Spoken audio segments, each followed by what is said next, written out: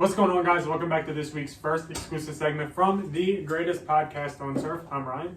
I'm Anthony. This exclusive segment is our weekly waiver wire pickups. This week might be arguably a little bit better than last week in terms of guys that can take over your team, can win you actual fantasy games. So be sure to tune in. Be sure to check out our other episodes coming out this week. We got our weekly stardom sit on our predictions video, best bets, all the good stuff. Yeah, and before we get into it real quick, don't forget to like this video, subscribe to the channel if you're new, subscribe to the channel if you want the best fantasy football advice on the app. I mean, it's literally in the name. Am I wrong? It's literally called the greatest podcast on turf for a reason. And real quick, before we get into it, I'm going to tell you guys about today's sponsor, and that is my family business, Little Italy Pizza Shop. 2 locations. One of them is in Middletown, Delaware. The other one is in Townsend, Delaware. It's my family's business. Amazing prices, amazing food, great place to eat in and take your family out for the night. If you go in and you show proof that you are subscribed to the greatest podcast on turf on YouTube, you are going to get a discount off the already cheap prices. So if you're ever in the Townsend or Middletown area and you go to either one of our Little Italy Pizza Shop locations, you are eligible for a 10% discount off your meal, which is already extremely cheap. Again, the link to the website's in the description for job listings, catering opportunities, and other things like that. So check out my family's business, Little Italy Pizza Shop. And without further ado, Ryan's going to tell you guys about this week's first waiver wire pickup. Again, these are in no order. We're kind of just listing guys. In my opinion, this one should be in order. This should be your number one, and it's not really close. Garrett Wilson, the Jets, he is 23% owned in terms of Yahoo leagues. That number should be a lot higher. Garrett Wilson is a player that you probably should have drafted if he was there, and you should have just stashed him for the first couple weeks, see what happens, see how much he was on the field. First week, he was on the field a good bit, got 8 targets. Second week, he was on the field a little bit more, got 14 targets. Still, Elijah Moore has been on the field more than Garrett Wilson, but Garrett Wilson has been more productive, much more productive. Last week, 8 receptions, 100 yards, 2 touchdowns. He looked like an absolute stud, and I want all parts of it. Rookie receivers usually take time to develop. I understand that. It usually takes until, 8 weeks, give or take. But they can do it earlier. Yeah. We saw Jamar Chase do it earlier. Garrett Wilson. Justin Jefferson, and Garrett Wilson could do it earlier too. All these guys, both of those guys were first-round picks. Garrett Wilson is also a first-round pick. He has a draft capital in order to do so. The team around him, I mean, let's not undermine Joe Flacco here. Joe Flacco is like the 3rd or 4th highest passer in football right now. I think it's Tua, Carson Wentz, and Joe Flacco. As long as my man Tua is up there, it don't matter. So Zach Wilson coming back might hurt him a little bit. We haven't seen that yet. We haven't seen that connection. So when Zach Wilson does come back, I could see his numbers dropping for a couple weeks. Because they have to start Zach Wilson to see what they have. Don't really matter if they like him or don't. They have to start Zach Wilson. So we'll kind of see what happens there. But the talent for Garrett Wilson is there. We've seen him be productive in the NFL. I know it was one game, but against a pretty good defense. He can do it. And you want that kind of guy on your team. This is league winning upside. Getting that in week 2, potential league winner, I think that's huge. Yeah, and not to mention that the Browns are a pretty good defense, and Garrett Wilson looked pretty good yesterday, so definitely got the upside. But sticking on the rookie receiver train, this is a guy we touched on a little bit last week, Jahan Dotson. He's got 5 targets in each of the first 2 games, got about 99 yards and 3 touchdowns. Touchdowns. In PPR, he's got you 18 fantasy points through the past 2 weeks in an offense that has been throwing the ball a lot, and an offense that can't really get a run game going because how bad their O-line is. So Jahan Dotson can really only benefit from this, especially with the Washington Commanders' tough schedule they have coming up. They got Philly next week, then Dallas, then Tennessee. I mean, that's 3 tough games back to back to back. These teams are going to be throwing the ball heavy. Jahan Dotson is going to be heavily involved in the offense, and he did have a slow start yesterday. Granted, yesterday when we're recording this, 2 days ago when you guys are seeing this, he did have a slow start yesterday, granted, but he still got you 18 fantasy points, double his projections. He's seeing 5 targets a game. He's putting up receiver 2 numbers in terms of targets and catches and yards. So, I mean, look for him to keep that up and look for him to keep thriving in the offense, where Carson Wentz really hasn't looked all that terrible, if we're being honest, surprisingly. So, I mean, Jahan Dotson on Yahoo, he's only rostered in 43% of leagues. So if you have a top waiver priority this week, I would probably go get him just because the upside's there. They're going to be throwing the ball a lot these next few games, and because of how consistent he's been so far. Yes, it is only 2 games, But Jahan Dotson, if he's there, you should go get him. And another thing, sorry, I forgot to say this at the beginning of the video. The Monday night games haven't happened yet. We're recording this on Monday. We're going out to watch the games. So these are all going to stay the same. Now, granted, if somebody has a breakout game, do your due diligence. But right now, these are just guys that haven't played tonight yet. Or if somebody was to get hurt, there is a chance the backup is worth a pickup. Yes. Obviously, we don't know that, and we don't know when he gets hurt. But yeah. Just throwing it out there. The Jahan Dotson thing, I think that's a great pickup. There is a world where Washington has played two easy teams, and that's why this happened. But I'm back in the rookie receiver. We've seen him have success. It's just a matter of time when they do. Next up, it's the Cardinals running backs. It's Darrell Williams and Eno Benjamin. At this preseason training camp, it was all Eno Benjamin.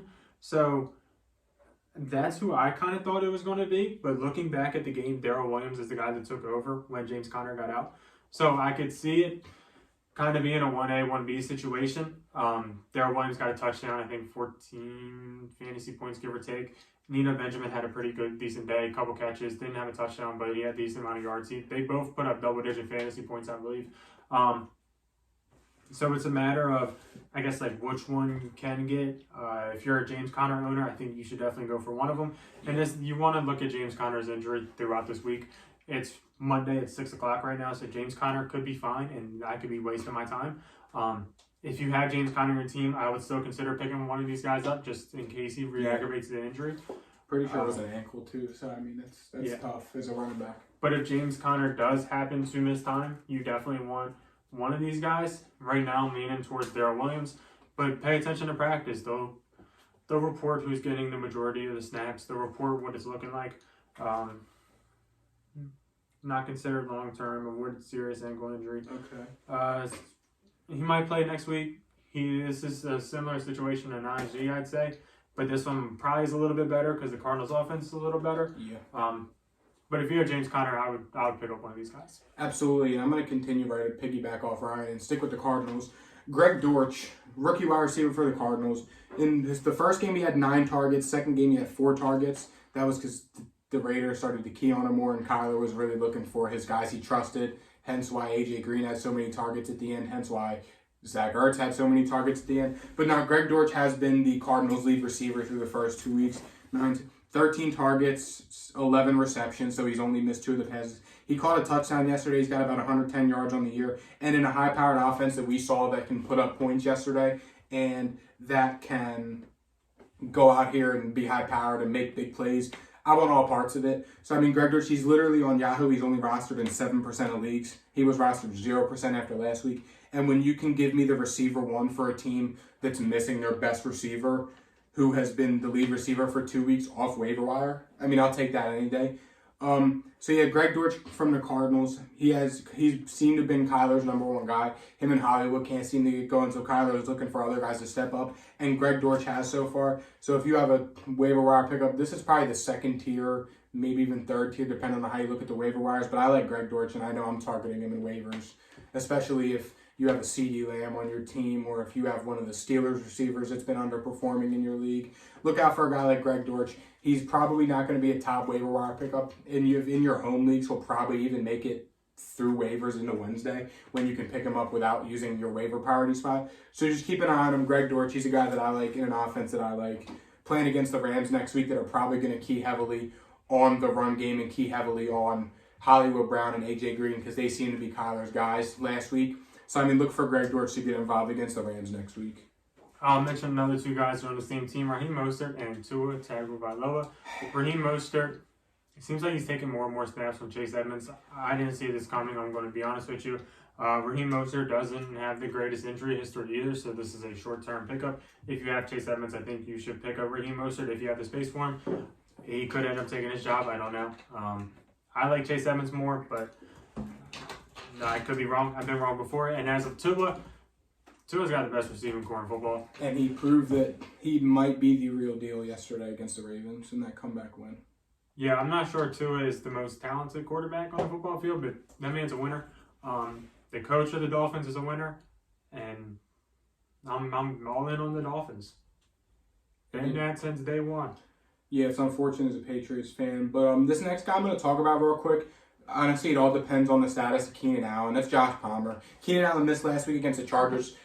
Last week against the Chiefs, they threw the ball out. He had 8 targets, 30 yards, and a touchdown. So he was getting targeted a lot, especially once the Chiefs started to catch on to Mike Williams and started to do their due diligence on him. Now, if Keenan Allen is out again this week, I'm looking at it right now. There's no really updates on his injury. So just keep an eye out. Josh Palmer, I think he's only rostered in 27% of leagues. But he proved that he was the Chargers receiver too without Keenan Allen. Obviously, if Keenan Allen plays or is healthy, this is a little bit of a different conversation. But Josh Palmer, he did have 8 targets in a heavy offense. Like also, this has to do with what's going on with Justin Herbert as well. You're obviously not going to pick up Josh Palmer with a waiver wire pickup if Easton Stick is the quarterback or whoever the hell their backup is. So just keep an eye out for Herbert status and Keenan Allen status. Again, another guy who in your home leagues may sneak off the waiver wire pickups, and you may be able to just get him from the waivers for free. But yeah, just keep an eye out for Josh Palmer. He had a lot of targets last week, and if Keenan Allen is out and Justin Herbert is healthy, he will probably continue to see a lot of targets. Another guy that I've had on my team for a while in my IR spot that is coming back relatively soon is Brian Robinson. He was shot at the start of the season. He is still a stud. I do think that he might take Antonio Gibson's job. I think that if that accident didn't occur, he would already have his job by now.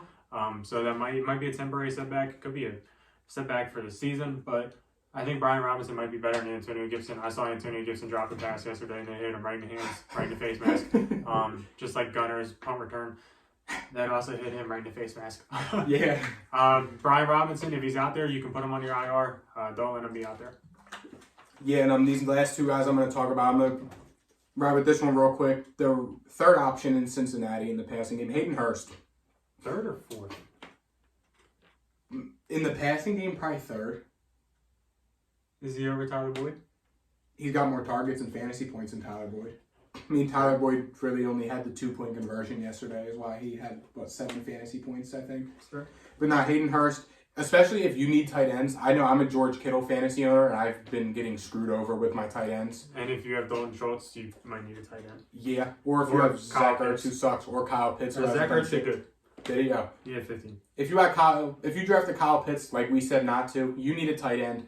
Keep an eye out for these 2 guys. Hayden Hurst, I mean, he had 10 points last week, 8 points this week. He has 8 targets in week 1, 7 targets yesterday, 24 yards. He's yet to catch a touchdown, but he has been Joe Burrow's safety option. Somehow the offensive line has gotten worse.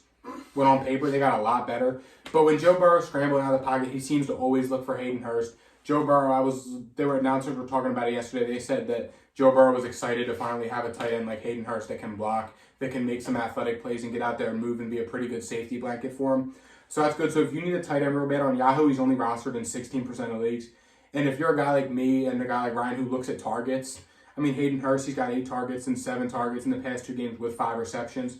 So it's just something to look out for. But this next guy is a guy who has kind of looked like the team's second option somehow. Tyler Higbee. He's rostered in 67% of leagues on Yahoo, so he's getting there. He has 20 targets over 2 games. He had 71 yards yesterday against the Falcons. And Matt Stafford has just been looking for it a lot. They seem to be getting him heavily involved in the offense with the tight end screen game, with the rollout dumps to the tight end. They're trying to make it work. They're trying to make him part of an offense, which he wasn't a part of at all last year.